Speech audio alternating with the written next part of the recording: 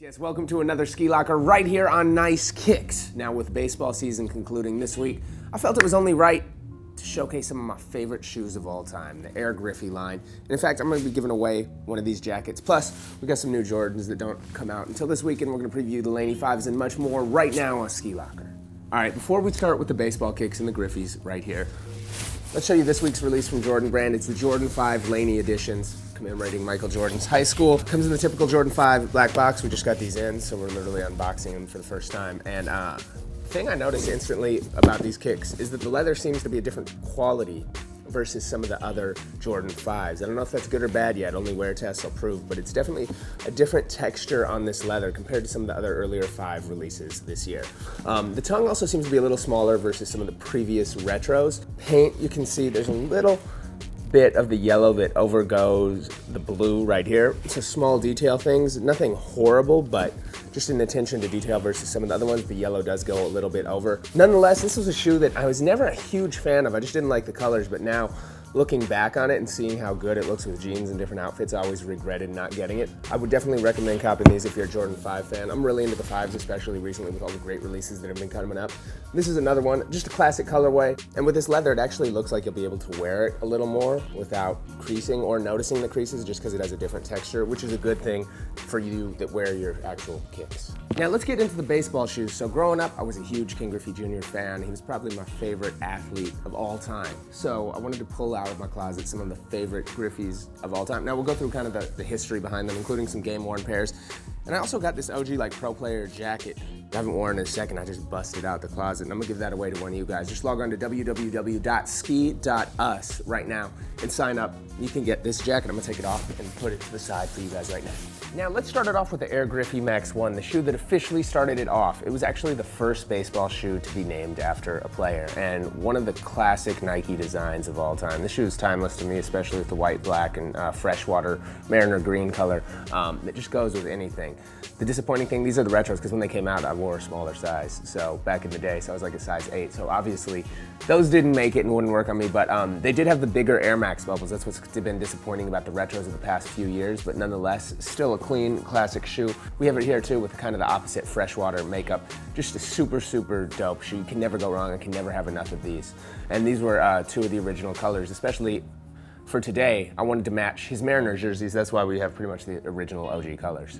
The following season's Griffey was no disappointment to me. This is one of my favorite shoes of all time as well. It's the Air Griffey Max 2. Now, not quite as popular, especially with the recent retros of the Air Griffey Max 1. Still a clean, dope overall shoe. You do get the smaller air bubbles, but I just love the metal dot design. It's actually easier to wear because there was no strap. Although the laces, I remember even as a kid, they'd always come untied, so be careful. It's just the type of lace that was in them. It's a thinner type of lace to go through these, but just a sick, clean overall design. The Swingman is one of the iconic logos that Nike's ever designed, and you can't go wrong with it. Griffey Max 2 in its original Mariners colorway.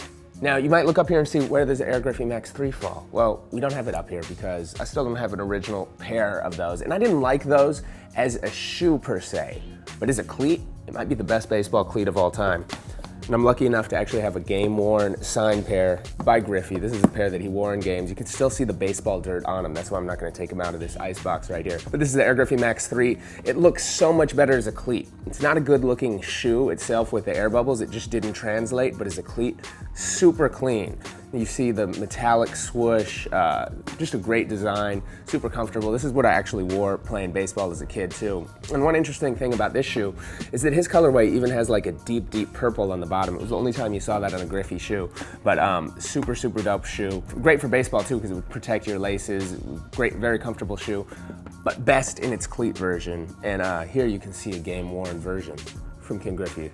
And as we keep it moving, this is the Total Griffey Max 99. They didn't call it the Griffey Max 4, it was just the 99 edition. There wasn't a true freshwater color of this shoe. There were some different retros that came out later, but nonetheless, more of a disappointment in the Griffey line. I still like it. I think it's a super comfortable shoe, especially some of the retros, and a lot of people slept on. You could get them outlets for super cheap. I know I picked up a few pairs of the other colors of them, but still a cool overall shoe. I still like it just because it's a Griffey one. I don't think it's as bad as people say it is. I always like the design, even though the retros came with this cheap little junky, leather or whatever stitched thing it was. It's not true to the original, as well as the air bubble being a little smaller. As we keep it moving, let's get to one of the Fusion models. This is the Air Max Griffey Fury, and it's actually based off the Diamond Max from '94. It was the first shoe that Griffey kind of had a semi-signature line. It wasn't titled after him like the Griffey Max 1, which was his first shoe, but there was a version, like a player version. The typical one that came out at the time was black and white instead of the black and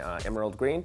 And it obviously didn't have the Junior 24, but his player edition did. So I'm still on the hunt. I had those as a kid, again, a smaller size. If anybody out there has those in like a 12, hit me up. Nonetheless, this is a version that was released a couple years ago. It took a whole Air Max bottom to it. This is a good shoe and it still kind of looks cool. The color, the way they did the reflective emerald on this is dope, but it's just a real toss back to those that remember the Diamond Fury from '94.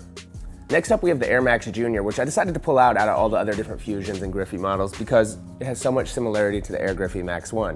Obviously, it doesn't have the strap, but you can see the 24 right there, the similar type shark design, the swoosh on the inside, and the same type of lacing system and logos. Cool overall shoe. I think a lot of people kind of slept on it. You could get some good deals with this one, but this is the Air Max Junior Fusion Edition. Finally, we have another Fusion model. It's the Air Griffey Max 360, and this is one of the ones I really like too because it's designed based off the Griffey Max 2. Now, you can kind of see, even though it doesn't have the metal dots, it still does have like a pattern on the inside. The swoosh up here, you can kind of see the similarities, obviously, the same type of lacing system. There were so many Griffeys that came out, I feel like Nike almost hurt themselves by retroing too many, and ones like this got slept on. It's actually a really clean, good looking shoe. And you also get a huge Swingman logo. I just love the Swingman logo in general. I think it's one of the iconic Nike designs. So dope overall shoe. And the reason I didn't pull out a lot of the other Griffeys, I forgot a couple at home, I'm not even gonna lie. But some of the other ones, after he left the Mariners, these were all his heyday Griffeys. The 1, 2, 3 behind me, the 99, and then the one, of course, the original one that started it all, the Diamond Fury. Now, with all that being said, I hope you enjoyed the history of some of my Griffey collections. One of my favorite shoe lines ever from Nike. We'll see you tonight on Skee Live, the best music and cultural show on television. Shout out to Nice Kicks for always letting us do this. And again, log on to skee.us if you want to win my free old school Mariners Pro Player jacket.